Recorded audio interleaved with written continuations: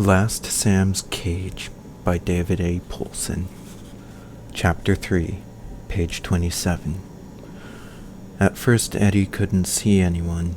Then slowly a figure moved out of the shadows. It was a man, an old man, or at least older. "Shit, you nearly gave me a heart attack," Eddie said, watching the man closely, his mind spinning ideas around his head. If he comes any closer, do I run or hit him? Hit him with what? A notebook? Yeah, right. "Go ahead and finish your story. I'd like to hear the rest." "I don't think so." "Why not?" The man chuckled a little. "If I'd wanted to mug you, I could have done it while you were talking to the tigers or writing in your book." Eddie stared at the man, not caring if he was being rude after all. He wasn't the one who'd been listening on a private conversation. It was hard to figure the guy's age, but Eddie guessed 50s, maybe 60s. He was wearing okay clothes, not like some derelict. The jeans had some age on them, but they weren't ratty. His jacket was the plain-looking zipper up the front type a lot of men that age seemed to wear. It was unzipped now and hanging open. Beneath it was a Calgary Stampede sweatshirt with a picture of a bucking bronc. His running shoes weren't in much better shape than Eddie's.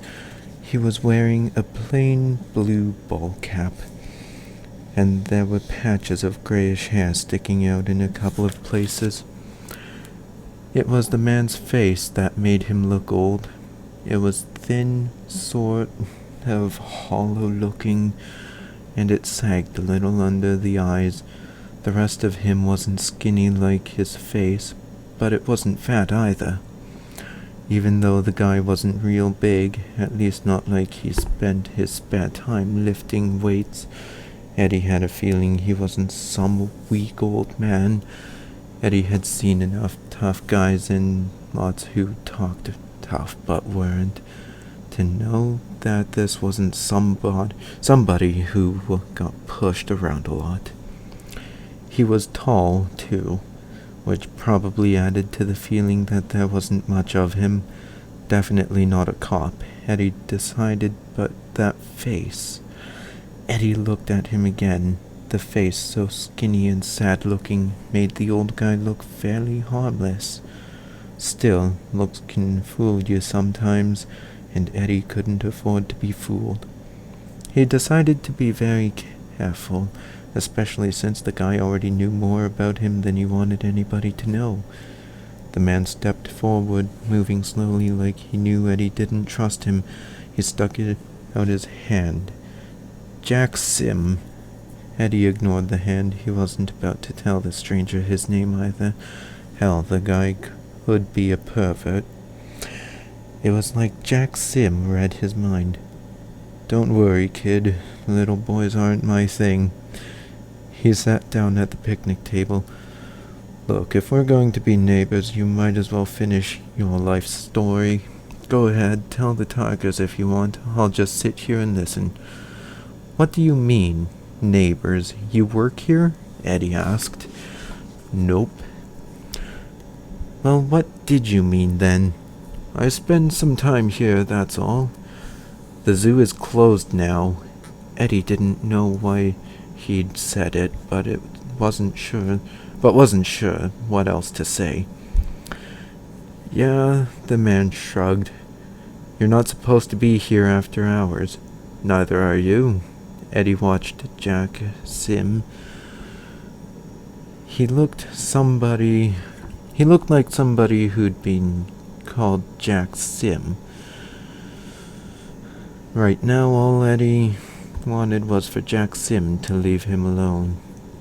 "Look, kid, I know you ran away and you're thinking of leaving here for a while. I figure we might as well get along."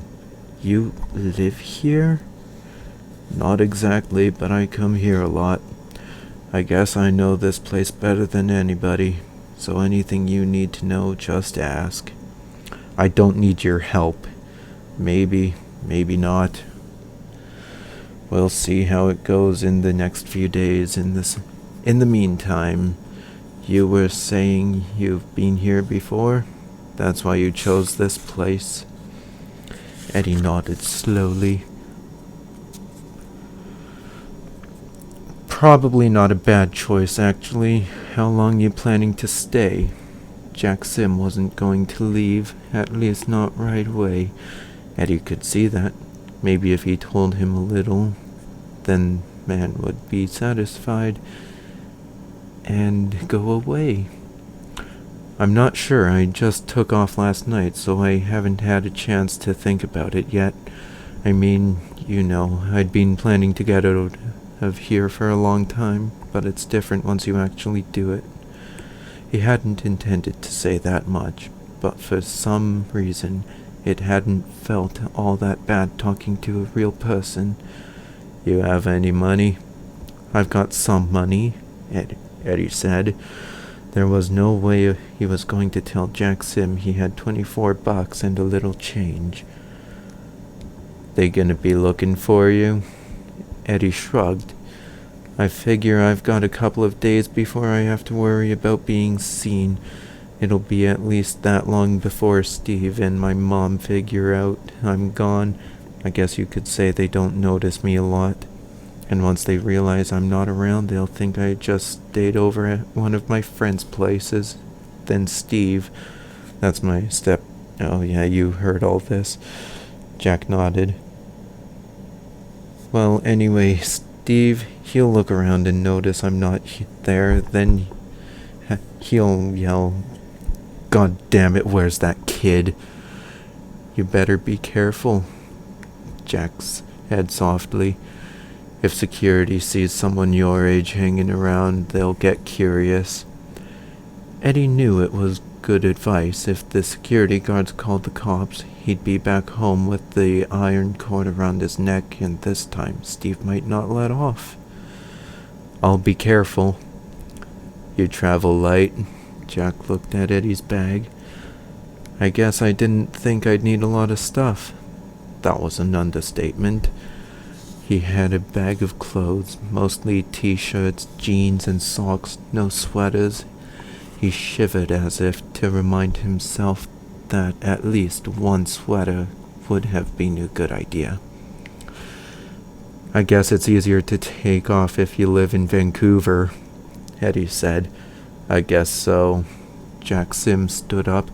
I'll see you, kid. He turned and disappeared through the trees. Eddie heard his footsteps grow fainter as he walked away. It was weird. Eddie had wanted the guy to leave, but now that he was gone, it seemed a lot more lonely. And why had he left then? They were having an okay conversation, and suddenly the man just up and disappeared? Very bizarre. Eddie didn't like that Jack Sim knew he was here. He wasn't sure how much Jack had heard, but he guessed the man probably knew where he was planning to sleep. That wasn't good. Eddie looked at the tigers. The baby was sleeping. The mother was still watching him. You wouldn't have a sandwich kicking around in there, would you? I'm getting hungry. Doesn't have to be a sandwich, just whatever you've got around. I didn't think so. I suppose I could check out the garbage containers this afternoon. I saw a few people throw away some pretty decent-looking stuff. Thing is, I don't know if I can eat other people's garbage. I guess I probably will when I get hungry enough, but I'm not ready for that just yet. You know what I mean.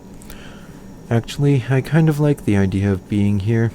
It beats the street. Last night I just walked around downtown and hung out in all-night restaurant and then a laundromat. Not fun, and sleeping in doorways or breaking into empty warehouses with 15 other guys doesn't do it for me. I guess a storage shed isn't much better, but at least it's my storage shed. Of course. I might change my mind about living at the zoo some next year. But that's a long way off. Who knows, something great might happen between now and then.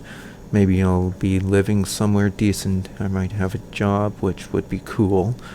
I could get an apartment and a car. Or maybe I'll meet a woman. Yeah, she'll have money and she'll take me in to live in this real nice condo, and she won't let me get any sleep at night because she's so nuts about my body. Yeah, dream on. Eddie stamped his feet on the ground. One thing I'm real sure of, I'm freezing my butt off. It's time to shut down this stimulating conversation we've got going. The baby tiger opened its eyes, climbed unsteadily to its feet, turned around twice, and flopped down again. It burrowed its head into its mother's stomach and started to suck.